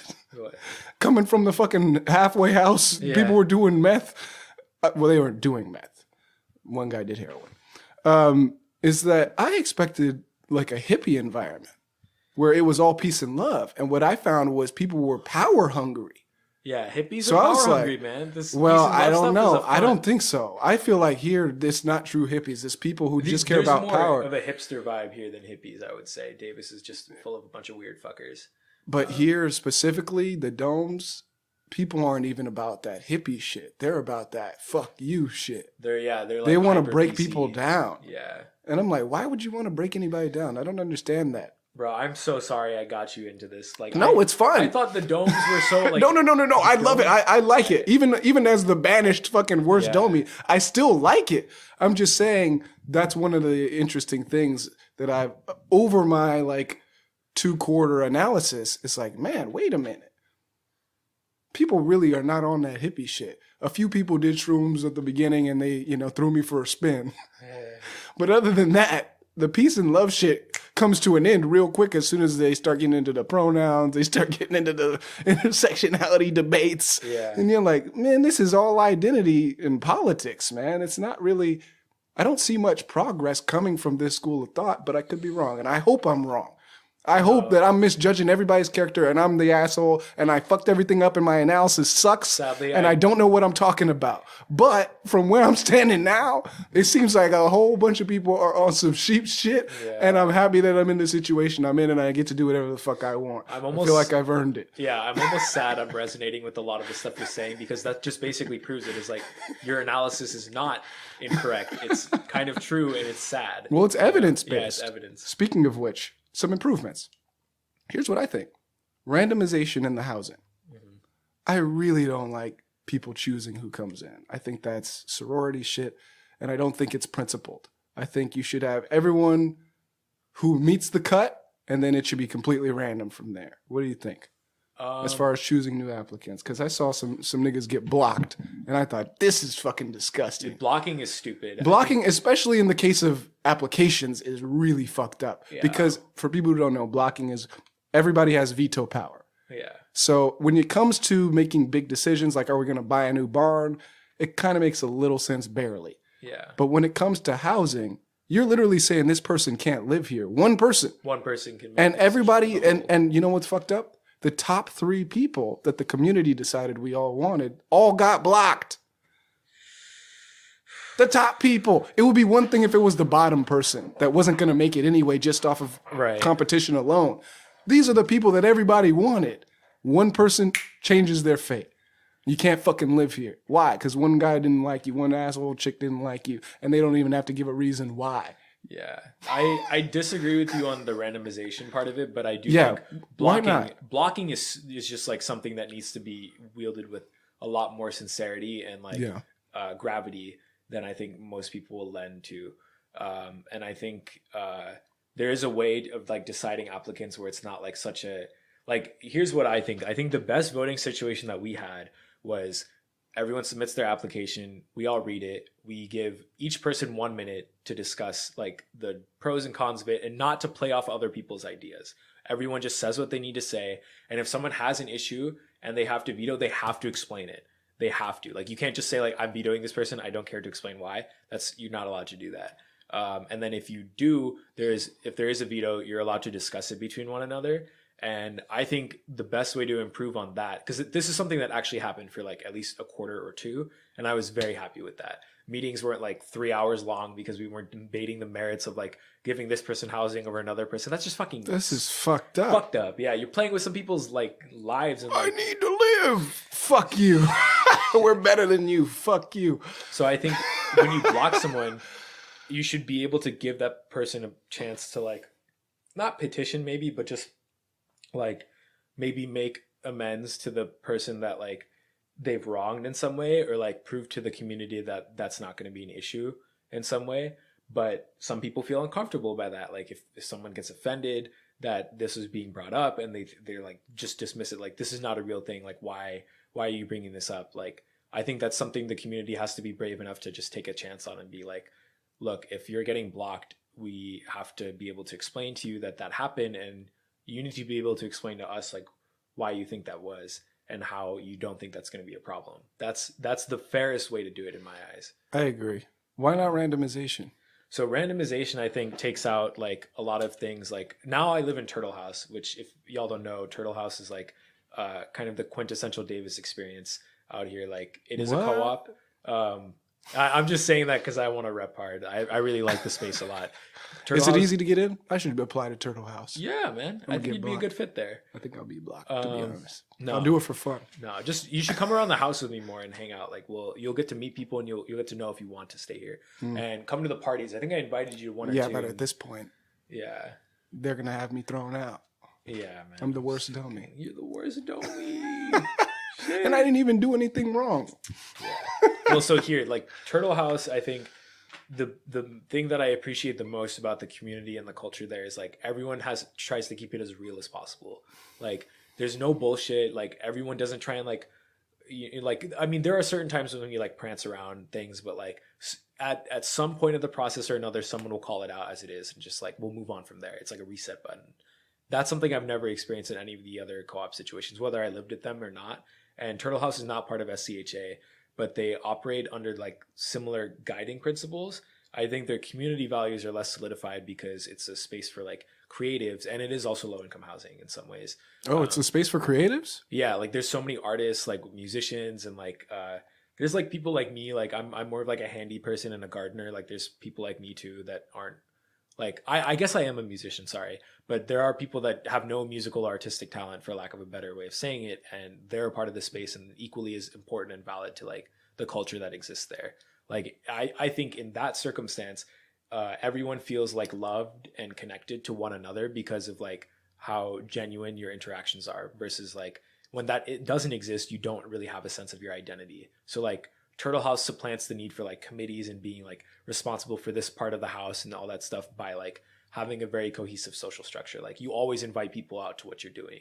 and things. And it's like not said that you shouldn't, but it's rude if you don't.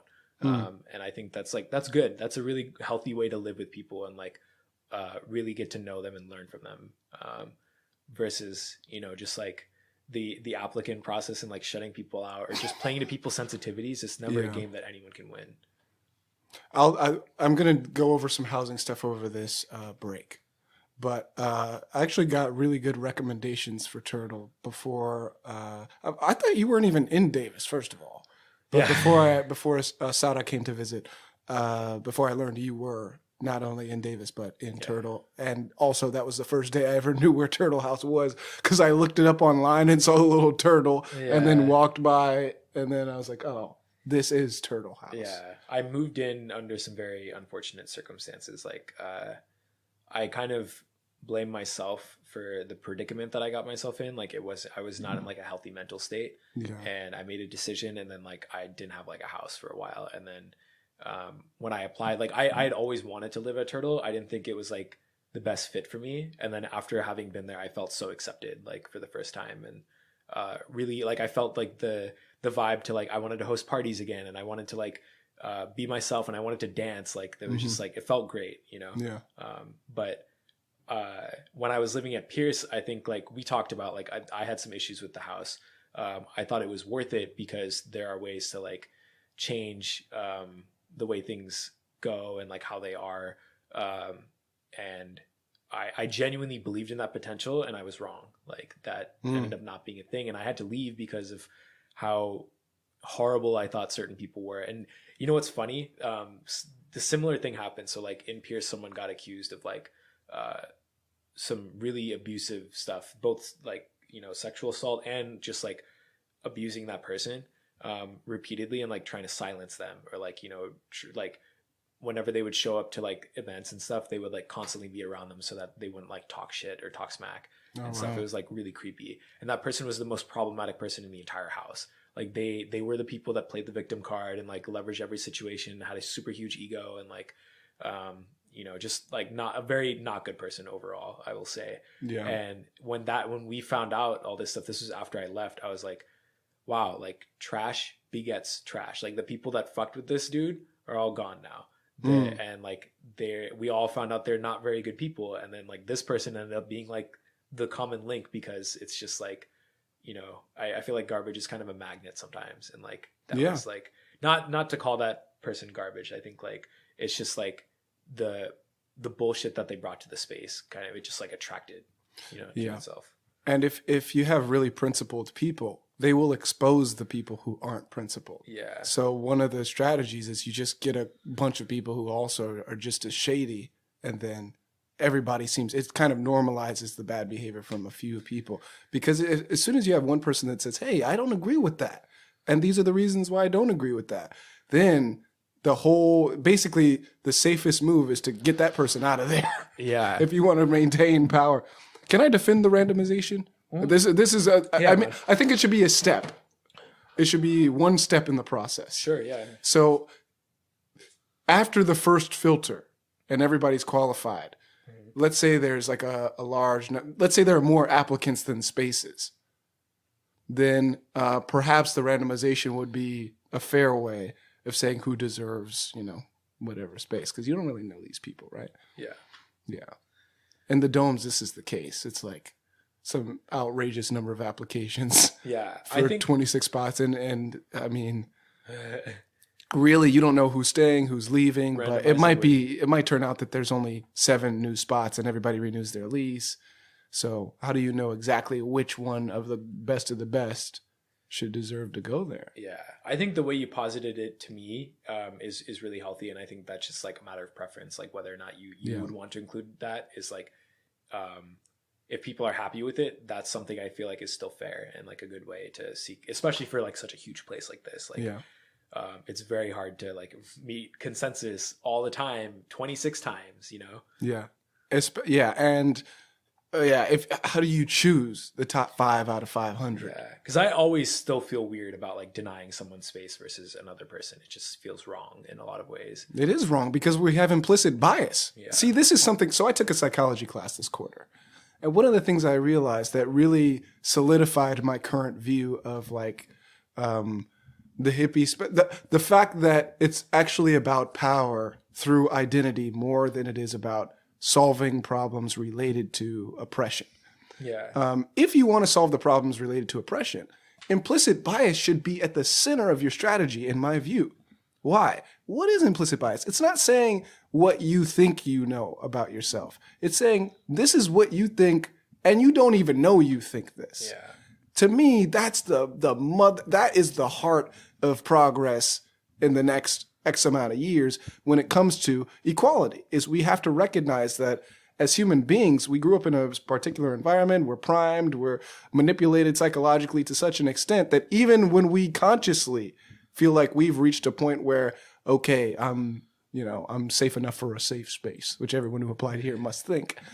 Well, guess what, bitch? You still have these biases. For instance, you grew up without a dad and you hate men. Did you notice that? Maybe not, because you're fucking living in a space where that's confirmed all the time. But everybody's fucked up in some way, no matter how oppressed you are. In fact, the fact that you're oppressed and traumatized might make it even worse. Yeah. So the biggest thing to me is, if you have these biases and you know you have them and you know you don't know them, everybody should start with where they are. Take an implicit bias test. All of your unlearning will be tailored to you. Yeah. I think it's not all the same problems. Science isn't perfect. And I think there is a spirituality in science where like the biggest things that like philosophical stuff that comes up is like controlling for implicit bias and like how you do that. Like you can never really control for the bias that. And by the way, just to tie it in, that implicit bias is probably what's driving the application process, and that's why randomization would be better than making conscious decisions. Yeah, I was going to touch on that. I'm glad you were on the same wavelength there. Yeah, because the implicit bias is really about the defense of randomization in the process. Yeah, and if you have more diversity of thought, then it's more likely everybody can check each other than if everyone has the same bias. Yeah. In this case, it seems to be a fem bias. It's the sorority bullshit, like, or fraternity even, like if you're like, it's whatever. Yeah.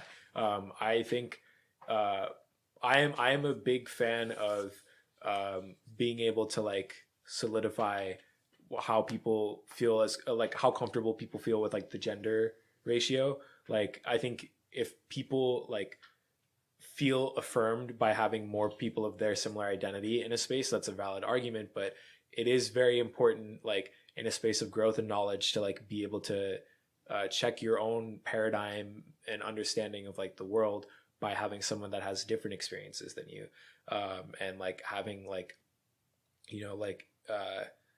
if you were going to say you were creating a femme space, you should just say it. Or if you're trying to create a space for like for men and or non-binary people, you should say that and like make that a definitive aspect of like your communal values. But I think like you shouldn't select for people based on like your preferred gender ratio, whatever. But it's a little worse because we have no choice. Yeah. If we're making a selection, our implicit bias is a factor that we can't control. But I think as any good scientist will do in an experiment, like you call out the bias. You say this is a factor that could affect our estimates of the parameter, right? And then if you're in the context of like explaining for an applicant, you can be like, hey, I have this background. And just briefly say that and be like, I may have a little bit of bias to this, but these are the other reasons why I think this applicant has merit. Or you could just say like, I have bias and I think like I'm okay with that bias being a part of the decision-making process. How do other people feel about it? Yeah. That's the responsibility you have to take as an individual that's trying to help people operate as a whole. I think a lot of it just comes down to responsibility. Well, the good news is there was an engineer who applied and they got the lowest ratings. I gave them the highest ratings, but overall they got the lowest ratings, but they didn't block them. Yeah. So I'm like, all right, that's some progress right there. At least they didn't go so far to say, this person should be basically banned before they're ever a resident. Okay. The last thing for improvements is questioning. I think we went over all the rest, but I'll read the whole list. Evidence-based thinking. We should include social psychology, documentation, questioning and defending, and quality over identity. But the quality over identity, I think, we might have touched on already. Yeah. And the evidence-based thinking already. But the questioning is something that I feel is my biggest. That's how I'm the worst Domi in other people's eyes. Before I was even thrown out, is that I always ask questions, and people fucking hate that. This is what we're gonna do. Why? I remember they were voting on some compost machine. It was like a big debate, a big deal that went on for weeks. And then what happened was someone bought a compost thing, and they said, "Hey, we can use this one that I bought." And they said, "No, you didn't ask the group first." So he said, "Okay, we'll vote on it." Do they use communal funds to do it? No. Okay. This is such a so here's where I had an issue. Okay, they decided, okay, we're gonna vote on it, but here's how they set up the vote. They said, "Okay, first things first, let's vote whether or not we're not gonna use that compost machine." They said, "Wait a minute, why would we frame it that way? Why not instead include that compost machine with the other 5 top options and vote for the best one out of 6? Why are we eliminating this before we even get into it? Maybe this is a good one." Well, a couple of weeks ago, they ended up getting some compost machines, and you can guess they were the same ones that the guy had originally bought. Yay! Good job, Domies. With the money, or at least now this is a little speculative because at the time I saw them, but I had already been voted out as the worst, as the most dangerous Domi. So I had to hear from third parties that I said, well, hopefully they were very different than the one that the guy bought. Sure. He said, "Unfortunately, I'm sorry to tell you, but it's pretty much the same one." Yeah. So I said, okay. But I say all that to say, when it comes to questioning, the nature of my question was purely structural. Why would we vote out something before instead of choosing from a larger pool? Because now, with my informed way, which hopefully is wrong, informed way of viewing things, from a power perspective, from an identity perspective. Yeah, people that are is probably the just right offended move. that this person didn't take the right Exactly. protocol. It doesn't matter. The solutions don't even matter. The justice doesn't even matter. Yeah. Only the power, only the identity. So I would say, personally, some amount of randomization would help, and some amount of, cultural shifts, which can be easily implemented, would help. But as of now, let me end on a good note. I think that especially the domes, are the fucking one of the dopest communities you could ever live in. Mm-hmm. But it depends on the people. It's like mob rule versus democracy. Yeah. If people are on some sheep shit, if they're on some bullshit, then it's unfortunately there aren't that many safeguards in place to stop that from running amok. Yeah. I hate to say, but it is a dope community. Yeah. I imagine if there were philosophers here, if there were fucking painters here, instead of people who were interested in power, it would be the best. Well, is there really like a difference though? Like, aren't those people that explore those avenues of like life and creativity? Yeah. They also have a need for they can have. They can. That's true. Damn. Yeah. So no matter what, we're fucked. Yeah. Well, no, I think it's more like it's not more like that. I think it's like you have to distinguish the person from like the power struggle, right? Yeah. Like when you're, especially like in terms of like systems of oppression, which spaces like this can become, the way that person interfaces with like a space that has like held them back or like put them down in some ways is not the same person that they would be being their genuine self. Like I remember I got so defensive. Not like I wouldn't like be outwardly defensive if someone accused me of something. I would come across as very rational, but I felt like the tension would be like ratcheted up because of that. And I never used to be a tense person. I never used to like be involved in like drama and bullshit. Like I felt like I was getting into that more, and it was very like unhealthy for me. Yeah. And I think like at the end of the day, like to question is to be human, and you should be able to honor that in a communal living space. If you can't, then are you really a communal living space? Yeah. Are you really? And there's a mistake. There's my bias too getting revealed, is that the title of what you do, I'm so interested, I'm so obsessed with doing things, with crafts, with, putting things together, that the title of what you do also doesn't say whether or not you're interested in power. Yeah. Except social justice warrior. It does kind of say that you're interested in power. Politician that says you're interested in politics. And I think the biggest thing is like community living is messy. It is like uncomfortable, and like I think a lot of people need to be more okay with that. Like there's this, I'm not a big fan of Teddy Roosevelt because the whole eugenics and like racist bullshit that he used to spout, but like, or just like maybe his concept of masculinity. But I will say like there is some value you can get from like his philosophy on like the strenuous lifestyle and like how people like how struggle forms better humans. That's just like part of like even to the point of like catabolic and metabolic reactions and stuff. Like we build bigger muscles by breaking them down first. That's just like it's built into the nature of living, I think. And like maybe I think in civilization people need to be more comfortable, more anti-fragile is like that's like an ecological term that's also used and also psychological one, I suppose. There need to be more like anti-fragility about the uncomfortableness and messiness of it. And just like I also personally think people should embrace silliness to like compensate for that. Just like be aware that this is like a thing and just take it easy, be lighthearted about it. Like live your life. You don't have to live your life with grace. You can live it with your own sanity by like understanding that everything is just like in and out of context, and like it's silly or not based off of that. I don't know. That's good. I think it's time for the most important question The in most the universe. important question in the universe. Jump or bump? Jump or bump? What you mean? Jump or bump? I'm a big fan of jumping. I like to jump. If it's like a hurdle, if it's like me dancing or me just like expressing excitedness, like I like to jump. I like to be proactive, and I feel like when you bump to something, you're just feeling it, and like it's cool to like just be like that. But I'm embracing a lot, like now that I have this freedom of like being a young graduated cylinder out here.